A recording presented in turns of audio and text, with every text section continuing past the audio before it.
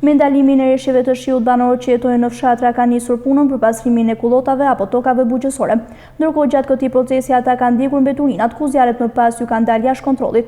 Në harkun kohor të një jave në të gjithë qarkun Dibër ka patur rreth 15 vatra zjarri të shkaktuara nga persona të cilët po pastronin kullotat apo tokat bujqësore. Prefekti i qarkut Dibër Nexhbedin Shehu tha se rastet kanë qenë në të 4 bashkitë e qarkut, ndërsa ndërhyja në kohë shërbimeve zjarr fikse në të gjitha bashkitë ka shmangur dëme të mëdha ekonomike. Shehu ju bën apel banorëve që të tregohen të kujdesshëm dhe të mos bëhen shkak për aktivizimin e zjarreve, pasi do të përballen me fuqinë e ligjit.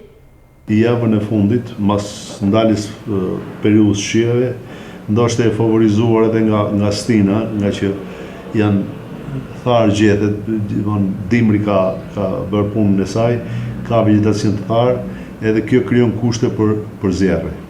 Po kështu edhe fermerët në shumë raste ndjekin mbeturinat dhe u dalin jashtë kontrolleve. Gjatë javës kemi pas në 4 bashkitë shumë zjarre.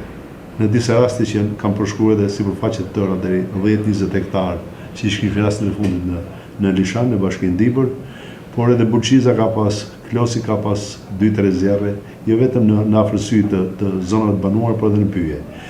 Realisht bashkitë kanë reaguar në kohë, kanë mundur t'i manë në kontroll, periudha më e gjatë angazhimi ka qenë 24 orë në bashkinë Dibër, janë majtë në kontroll, gjeje raste duke thirrje veçanërisht fermerëve, por edhe forcave të policisë, të bashkisë gjithëve, të rrisin vigjilencin, të mos lanë të djegin mbeturina pranë zonave me pyje, për arsye se bën shkak për zjarre. Kemi 10-15 zjarre vetëm këtë javë në qarkun e Dibërës. Vatra e fundit e zjarrit u shkaktua mbrëmjen e kaluar në fshatin Krajk të Bulqizës, ndërsa policia ka proceduar penalisht 2 persona në akuzën e shkatërimit me zjarre pyjeve dhe mjedisit pyjor.